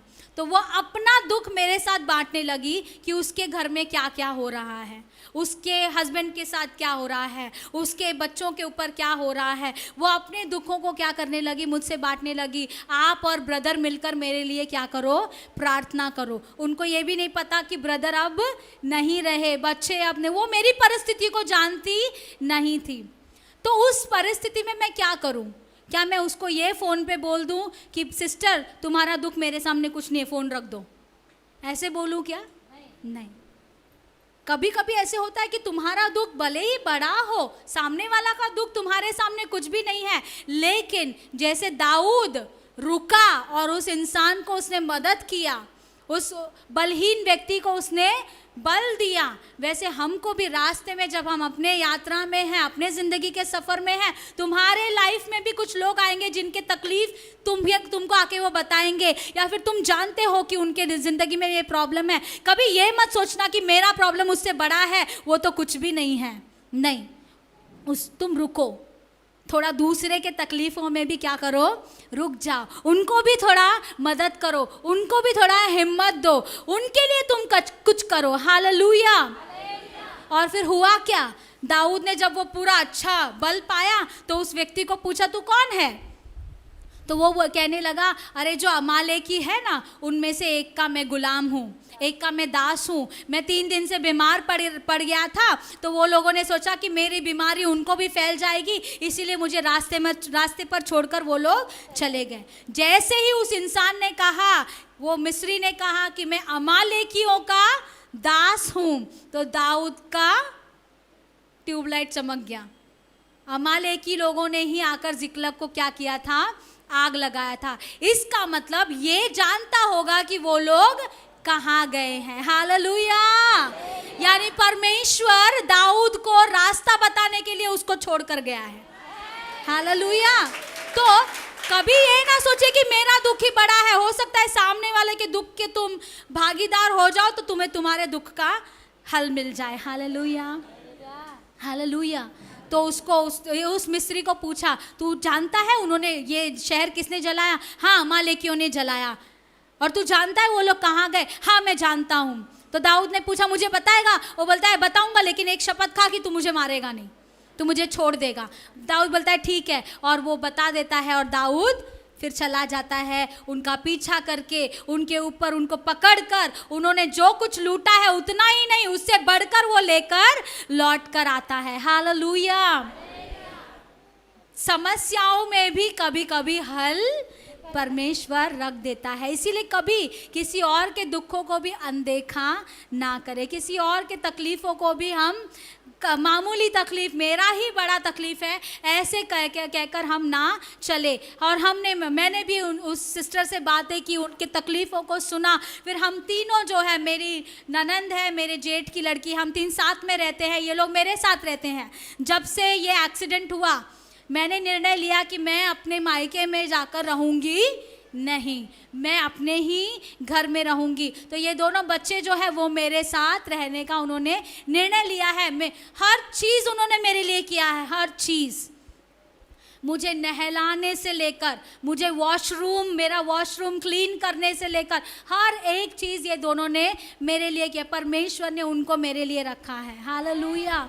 परमेश्वर ने उन्हें, मतलब हर एक समय में परमेश्वर हमको क्या करता है? सहायता करता है। Hallelujah. And I am blessed. मैं आशीषित हूँ कि मेरे साथ वो लोग हैं। ओके, तो आप हमारे लिए भी प्रार्थना कीजिए। तो हम तीनों जो हैं उस बहन के लिए क्या करने लगे? प्रार्थना करने लगे। आशा की आशा को आप पूरा कीजिए। हालेलुया। तो हम लगातार उस बहन के लिए प्रार्थना करने लगे। तो जो जो होना था उसके लाइफ में, उस दिन वो ऐसे गंभीर परिस्थिति में थी कि कुछ भी बहुत गंदा उसके साथ होने वाला था घर के अंदर, परिवार में। लेकिन हमने प्रार्थना किया, थोड़े दिन के बाद उसने बताया कि ऐसा कुछ भी हुआ नहीं है, सब कुछ शांत है। हालेलुया। और उसकी बच्ची जो है बीच में बीमार पड़ गई थी, वो भी हॉस्पिटल में एडमिट थी। तभी भी उसने फ़ोन किया, तभी भी हमने उसके लिए प्रार्थनाएं की। और उसकी बच्ची भी अभी क्या है? अच्छी हो गई है, डिस्चार्ज होकर वो घर पे आ गई है। हालेलुया। यानी परमेश्वर हमको क्या किया है? अपने दुखों में ही दब कर रहने के लिए परमेश्वर ने हमको नहीं रखा है।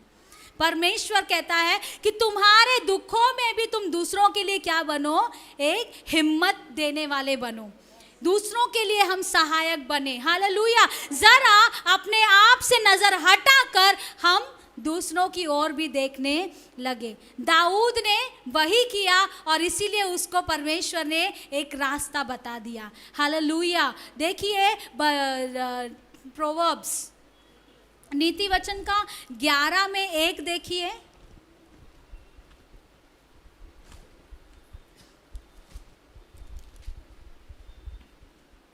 11 का 1। छल के तराजू से यहोवा को घृणा आती है।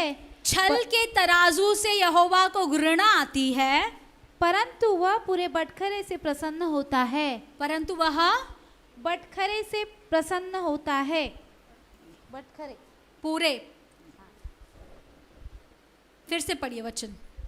छल से तराजू से यहोवा को घृणा आती है, परंतु वह पूरे बटखरे से प्रसन्न होता है। पूरे बटखरे से प्रसन्न होता है। ठीक है, हिंदी में उतना समझ में नहीं आ रहा है, लेकिन ये वचन का मतलब क्या है? छल का तराजू मतलब आपको समझ में आता है? जो नहीं, क्या हम लोग तराजू यूज़ करते हैं कांदा टमाटर सब वे करने के लिए, उसमें कभी कभी वो लोग क्या करते हैं? छल करते हैं। तराजू सही लोग करते नहीं हैं, कुछ ना कुछ गड़बड़ उसमें कर देते हैं ताकि उनका क्या हो जाए, फायदा हो जाए। कभी कभी रिक्शा में देखो मीटर में कुछ कर देते हैं ताकि उनका क्या हो जाए, फायदा हो जाए। मतलब अपने फायदे के लिए थोड़ा उल्टा पुल्टा काम लोग करते हैं। उसी को परमेश्वर यहाँ कहते हैं कि मुझे छल के तराजू से घृणा है, क्योंकि हमारा परमेश्वर नियम का परमेश्वर है। वो नियम से काम करता है, चाहे उसको दंड देना हो तो भी नियम से, और आशीष देना हो तो भी वो नियम के अनुसार। लेकिन शैतान जो है वो कभी कभी क्या करता है, छल करता है, वो नियम अनुसार नहीं करता। परमेश्वर कहता है कि उसको ऐसे जो नियम अनुसार ना करने वाले, छल के तराजू से जो काम करते हैं, ऐसे लोगों से क्या है, घृणा है। और उसका आखिरी वचन पढ़ो 11वां अध्याय का, परंतु वह पूरे बटखरे से प्रसन्न होता है। 11 का आखिरी वचन 31। देख, धर्मी को पृथ्वी पर फल मिलेगा तो निश्चय है कि दुष्ट और पापी को भी मिलेगा। हाँ, छल के तराजू को चलाने वाले लोग मिलेंगे। दुष्ट जो है वो छल करके कुछ चीजों को क्या करेगा, तुमसे छीन लेगा। दुष्ट जो है वो छल करके अन्याय से वो तुम्हारे खुशियों को, आनंद को तुम्हारे ऊपर दुख लेकर आ सकता है। लेकिन परमेश्वर क्या कहता है, behold the righteous shall be recompensed. जो धर्मी है उनको उनका बराबर न्याय जरूर परमेश्वर दिलाएगा। हालेलुया। आज दुश्मन ने छल करके जो हमारे जिंदगी से छीना होगा, लेकिन मेरा परमेश्वर धर्मी न्यायी है और वो उसको क्या करेगा, पूरा भरपाई करके देगा। हालेलुया। छल से अमालेकी आके दाऊद के नगर को आक्रमण करके सारी चीजों को चुरा कर लेके गए, लेकिन परमेश्वर ने पूरा पूरा भरपाई करके उनको दे दिया। हालेलुया। इसीलिए परमेश्वर का वचन हमको यही सिखाता है कि ऐसे समय दाऊद ने क्या किया, यहोवा को स्मरण किया, यहोवा में अपने हिम्मत को उसने बांधा। दाऊद का और एक अगर हम स्टोरी देखेंगे ना, दाऊद जो है, देखिए 2 शमूएल का आखिरी जो अध्याय है, वहाँ पर दाऊद से गलती हो जाती है। ठीक है, गलती होने के कारण यह इजराइलियों के ऊपर परमेश्वर का न्याय आ जाता है। तो परमेश्वर को न्याय को रोकने के लिए दाऊद क्या करता है, एक खेत खरीद लेता है और उसमें वेदी बनाकर परमेश्वर के लिए वो होम बलि अर्पण करता है। 2 शमूएल उसका 24 अध्याय और 25 वचन।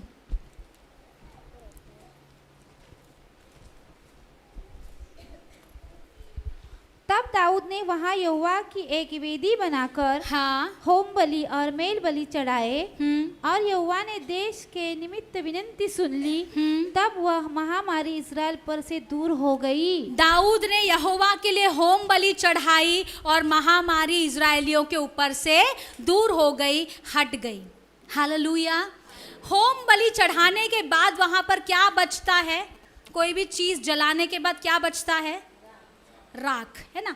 जो भी चीज़ें जलाई जाती है उसको जलाने के बाद वहाँ पे राख बचती है। जिस स्थान में दाऊद ने होम बलि चढ़ाया, उस स्थान में दाऊद को क्या दिखाई दे रहा था, राख।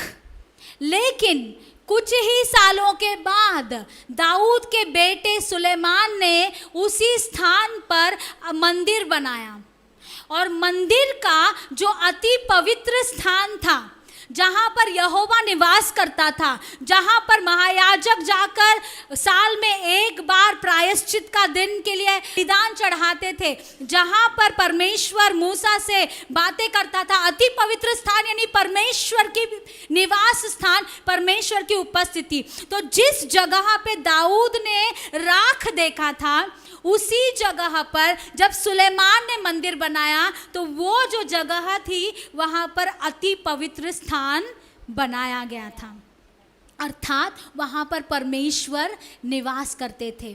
इसका कहने का मतलब क्या है, परमेश्वर जो है राख के ऊपर निवास करने वाला परमेश्वर है। हमारे जिंदगी में हमको क्या दिखाई देता है, राख, दुख, संकट, परेशानी, है ना, आंसू, तकलीफ, लेकिन परमेश्वर कहता है कि मैं उसी के ऊपर क्या करता हूँ, निवास करता हूँ। इसीलिए वचन कहता है कि मैं पीसे हुए मन और टूटे हुए मन और पीसे हुए हृदय के करीब रहने वाला परमेश्वर हूँ।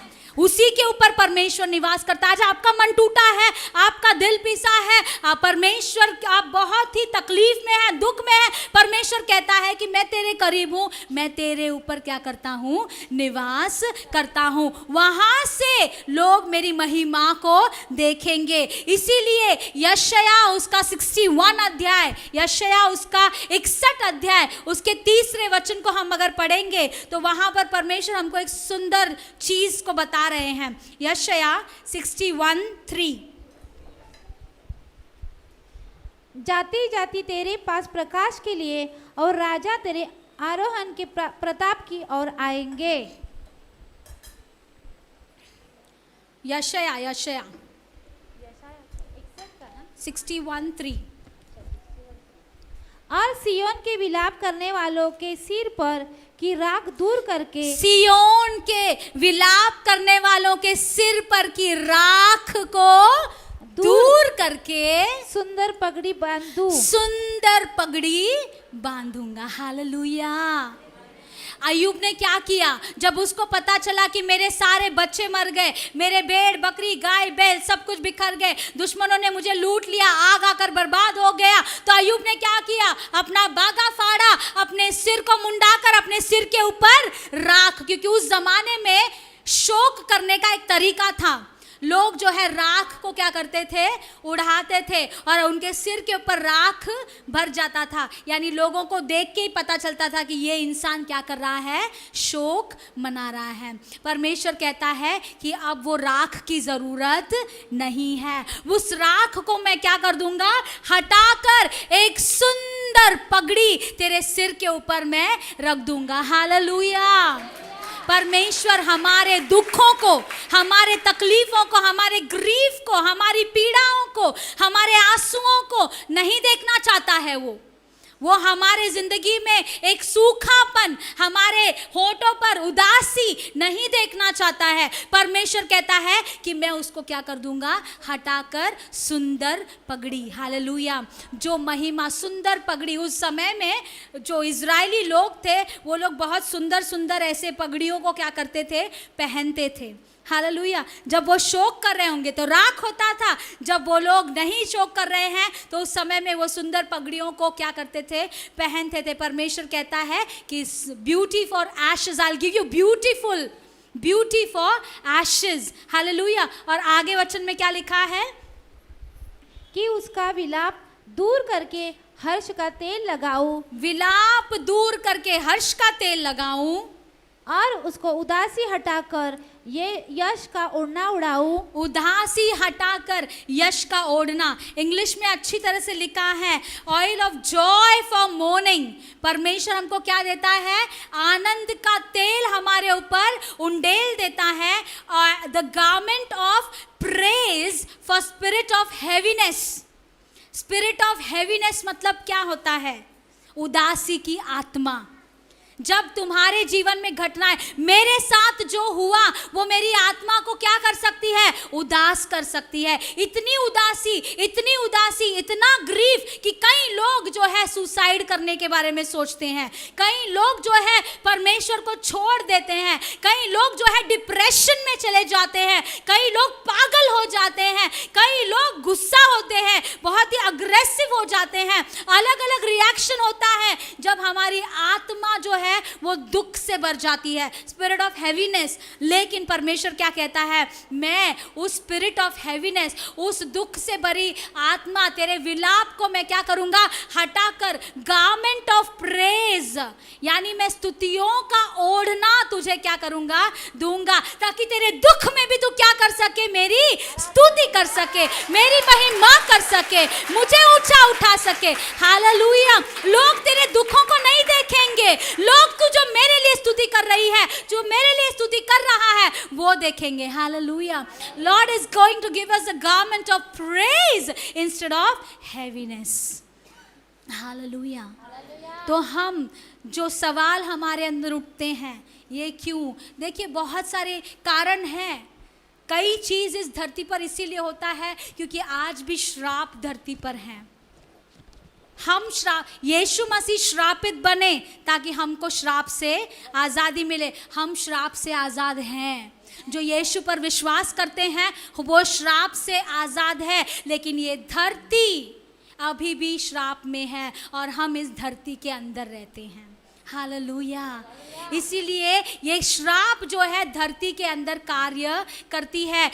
रोमियो की किताब 8वें अध्याय में लिखा है कि धरती को भी पीड़ा हो रही है, धरती को भी तकलीफ हो रही है, धरती भी इंतजार कर रही है कि कब प्रभु यीशु मसीह आएंगे और मुझे छुड़ा ले जाएंगे। हालेलुया। अगर धरती ही पीड़ा में है तो धरती में रहने वाले हमारे ऊपर भी पीड़ा आ सकती है, तकलीफ आ सकती है, लेकिन इसका मतलब ये नहीं कि हम श्राप में हैं। हम श्राप में नहीं हैं। अगर यहाँ हमारी आंख बंद हो जाती है तो हम स्वर्ग में हमारी आंखों को खोलते हैं क्योंकि हम श्राप से मुक्त हैं। हालेलुया। हम श्राप से मुक्त हैं लेकिन श्रापित धरती पर जी रहे हैं। इसीलिए धरती पर एक्सीडेंट्स होते हैं, इसीलिए धरती पर बाढ़, सुनामी, ये सारी चीज़ें आती है। हमेशा हर चीज़ लोगों के पाप की वजह से न्याय नहीं है। ये धरती, इसीलिए आज भी कांटे उग रहे हैं ना धरती पर। कांटा क्या है? आज हम देखते हैं, देखिए परमेश्वर की सृष्टि बहुत सुंदर और अद्भुत है। गुलाब का फूल हमको बहुत अच्छा लगता है, सुंदर रहता है, लेकिन उसी फूल में कांटे भी हैं। प्रभु का आशीष भी यहाँ पर है, प्रभु की सुंदरता भी यहाँ पर है, और आज भी इस धरती के ऊपर कांटे उग रहे हैं, अर्थात श्राप आज भी एक्टिव है। लेकिन प्रभु यीशु मसीह का धन्यवाद हो जिसने आपके और मेरे लिए सारे श्राप को अपने ऊपर ले लिया और हम अब श्राप से मुक्त हैं। अब श्राप हमको रोक नहीं सकता। लेकिन क्या करें, ये धरती में जब तक है, जब तक प्रभु यीशु मसीह आकर इस धरती को मिटा नहीं देते, नए धरती को स्थापित नहीं करते, ये धरती भी पीड़ा से क्या कर रही है? ग्रोन कर रही है, पीड़ा से करहा रही है। हालेलुया। कभी कभी धरती के श्राप से भी कुछ चीज़ें होती हैं। कभी कभी लोगों की लापरवाही से भी चीज़ें हो सकती है। जब तुमको पता है कि तुम्हारे कार का ब्रेक काम नहीं कर रहा और तुम उसको बनवाते नहीं हो और तुम वही चीज़, वही खराब ब्रेक के साथ अपने कार को अगर चला रहे हो तो एक्सीडेंट होना है। कुछ कुछ लापरवाही होती है। एलीशा के टाइम पे हम देखेंगे ना, जब एलीशा वो सारे भविष्यद्वक्ताओं के साथ मिलने के लिए आया, दूसरा राजा मेरे ख्याल से 4 अध्याय में है, वो मिलने के लिए आया तो वहाँ पर सारे जो भविष्यद्वक्ता थे उन्होंने क्या किया? खाना बनाने के लिए वो लोग जंगल में गए कि कुछ सब्जियों को लेकर आए, और लेकर आते समय उन्होंने गलती से पॉइजनस चीज़ को लेकर आया। निकाला आपने से 1 मिनट। हाँ, 4 देखिए 39 है क्या?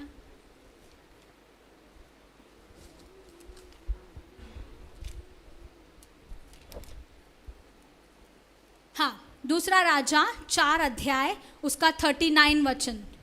तब कोई मैदान में साग तोड़ने गया, हाँ। और कोई जंगली लता पाकर अपनी अंकवार भर जंगली फल तोड़ ले आया और फाक फाक करके पकने के लिए हंडे में डाल दिया, और वे उनको न पहचानते थे। ये क्या है? ये लापरवाही है ना। जब वो सब्जियां लेने के लिए जा रहा था तो उसको समझ में नहीं आया कि ये क्या है, पॉइजनस चीज़ है। उसको भी उठाकर लेकर आकर पका दिया और थोड़ा सा खाया, तब पता चला अरे इसमें तो क्या है? जहर है। यानी कभी कभी लोग जो है लापरवाही करते हैं, उसकी वजह से भी कुछ हानियां होती है। हम हर चीज़ की दोष परमेश्वर को नहीं दे सकते कि परमेश्वर ने यहाँ अपना काम क्यों नहीं किया, परमेश्वर ने क्यों नहीं रोका। नहीं नहीं, तुम्हें भी तो अपना जिम्मेदारी निभाना है, तुमको भी तो अपना काम करना है। जब तुमको पता है कि शराब पीने से मेरा ये शरीर खराब होता है, तंबाकू खाने से, या जो चीज़ें हम करते हैं शरीर के खिलाफ, वो चीज़ों से मेरे शरीर को तकलीफ हो सकती है, फिर भी हम करते हैं। जब बीमारी आ जाती है तो हम परमेश्वर को बोलते, परमेश्वर ने क्यों नहीं बचाया। कुछ चीज़ें हमारी भी तो जिम्मेदारियां हैं। कई बार देखो कितने लोग ग्राहम स्टेन्स की कहानी को जानते हैं। ग्राहम स्टेन्स और उसके 2 बच्चों को क्या कर दिया गया, ओडिशा में जलाकर राख कर दिया गया, है कि नहीं। अब वहाँ पे उन्होंने क्या पाप किया था? उनका पाप यही था कि ऑस्ट्रेलिया की अपने लाविश लाइफस्टाइल, अपने वो बहुत अमीर लोग थे, लेकिन उन्होंने वो सब कुछ त्याग कर इंडिया में आकर लेप्रेसी, कुष्ठ रोगियों की सेवा करने के लिए वो लोग यहाँ पर आए थे। और वो कुष्ठ रोगियों के बीच में सेवा करते हुए सच्चे परमेश्वर के वचन को सुना रहे थे। किसी को पैसा देकर वो परिवर्तन नहीं कर रहे थे, लेकिन वहाँ पर एक समूह ऐसा जमा हुआ जिनके विचार गलत थे, जिनके सोच गलत थे, जिनका खुद का विश्वास गलत था। और उस समूह ने मिलकर क्या कर दिया, उस पास्टर और उनके 2 बच्चों को गाड़ी में जिंदा जला दिया। अब हम परमेश्वर से पूछे, परमेश्वर ऐसा क्यों होने दिया? ये तो लोगों का यानी रॉन्ग जो है, सेक्ट रॉन्ग जो है, कल्ट जो उनके गलत सोच है, उनके गलत विचार है, गलत विश्वास है। लेकिन देखो उसमें भी उनकी पत्नी ने क्या किया, जिन्होंने मेरे पति और मेरे बच्चों को जलाया है, मैं उनको क्या कर देती हूँ, माफ़ कर देती हूँ। उनको माफ़ कर दिया उन्होंने। हालेलुया, यही मसीही प्रेम है। हर एक सवालों का जवाब हमको जैसा चाहिए, जैसा हम सोचते हैं वैसा पाने की ज़रूरत नहीं है। आज परमेश्वर हमको यही कह रहा है, जैसे दाऊद ने किया कि हम उसमें हिम्मत को बांधें। दाऊद ने जैसे किया कि अपने दुख में उसने दूसरे को सहायता किया। दाऊद जैसे अपने दुश्मनों का पीछा करता रहा, उनको पकड़कर सब कुछ लूट कर ले आया, वैसे हम भी अपने दुश्मन, अपने दुष्ट जो हमारे ऊपर हमला करता है, हमारी खुशियों को, हमारे सेहत को, हमारे जॉय को, हमारे आनंद को छीनने की कोशिश करता है, उसका पीछा हम करते रहेंगे, उसको पकड़ेंगे और जो उसने लूटा है हम उसे यीशु के नाम में क्या करेंगे, लौटा कर लेंगे। हालेलुया। क्योंकि आखिर मेरे जीवन का फाउंडेशन क्या है, मेरा परमेश्वर भला है। बहुत जल्दी यीशु मसीह आने वाले हैं, बहुत जल्दी हम जो उसमें बने हैं सचमुच बने हुए हैं। सिर्फ ऐसे नहीं कि कलीसिया में आ गए तो कलीसिया को उठाकर लेके जाएंगे, नहीं नहीं नहीं। परमेश्वर में मजबूती में जो बने हुए हैं, जो ऐसी परिस्थितियों में भी उसको कभी छोड़ेंगे नहीं। मुझे कुछ मिले या ना मिले, I will still serve the Lord. I will still love Him. मैं उससे प्रेम करूंगी, मैं उसी के लिए जीऊंगी। मैं अंत में मैं जानती हूँ कि मेरी आशा को वो क्या करेगा, पूरा करेगा। अंत में एक दिन आएगा जब वो मुझे, या तो मुझे वो यहाँ से ले जाएगा या वो खुद यहाँ पर आकर मुझे ले जाएगा। और उस दिन मेरे आनंद का कोई सीमा नहीं होगा। वहाँ पर मेरे पति और मेरे बच्चे मुझे फिर से मिलने वाले हैं। Hallelujah, hallelujah. दाऊद के बारे में ध्यान करिए, दाऊद के बारे में अय्यूब के बारे में ध्यान करिए। ये परमेश्वर ने उसको सारी चीजों में दुगनी आशीष को दे दी, लेकिन जब बच्चे दिए तो कितने बच्चे दिए? अगर उसके पास 500 कैमल थे तो परमेश्वर ने उसको 1000 दिए। ठीक है, हर चीज में परमेश्वर ने उसको दुगना दिया। उसके पास 10 बच्चे थे तो परमेश्वर ने कितने बच्चे देने चाहिए थे? 20। लेकिन दिए कितने? 10 ही क्यों दिए? उसमें क्यों परमेश्वर ने दुगना आशीष नहीं दिया? वहां पर कुछ छुपा हुआ है, क्योंकि जो 10 इसके पहले मर गए थे वो मरे कहाँ हैं? वो तो जीवित है। 10 ऊपर है और 10 नीचे है। हालेलुया। जो प्रभु यीशु मसीह पर विश्वास करके मरते हैं, सो जाते हैं, वो मरे हुओं में गिने ही नहीं जाते हैं, वो आज भी जीवित है। ब्रदर थॉमस जीवित है, बेनी इज़राइल जीवित है। हालेलुया। हम अपने सोच को उसके बारे में ना सोचे कि मेरा पति अगर मेरे साथ आज होता, मेरे बच्चे आज मेरे सामने होते तो मुझे दुख होगा, तकलीफ होगा, पीड़ा होगा। लेकिन आज मैं यही सोचती हूँ कि मेरे पति भले मेरे साथ नहीं, लेकिन जहाँ पर है वहाँ पर हम जाने के लिए कितना तकलीफ उठा रहे हैं। हम सब यहाँ पर एक ही आशा से जी रहे हैं कि मैं भी वो पालूं, है ना, मैं भी वहां जा। लेकिन कितनी खुशी की बात है कि उनको भले ही समय से पहले, लेकिन वो लोग उस चीज को पा लिए हैं। आज वो लोग वहां पर खुश है, वो लोग मरे हुए नहीं हैं। हम एक दिन ये शरीर को छोड़कर जाएंगे और उनके समान हम भी हो जाएंगे। हालेलुया। बस इसी चीज में हमको बने रहना है, इसी चीज में हमें डटे रहना है। कभी अपने विश्वास को कम होने मत देना। जिंदगी में दुख आएंगे, तकलीफ आएंगे, लेकिन यहोवा इज़राइल का परमेश्वर शुद्ध मन वालों के लिए भला है। हालेलुया। और वो भलाई ही को उत्पन्न करता है। उसके लिए सारी बातें मिलकर भलाई ही को उत्पन्न करेगी। उसकी कल्पनाएं हमारे लिए अच्छी है, वो हमारी हानि के लिए नहीं है। अंत में हमारी आशा को, अंत में हमेशा याद रखना, अंत में ये जीवन का अंत में वो हमारी आशा को पूरा करेगा। हालेलुया।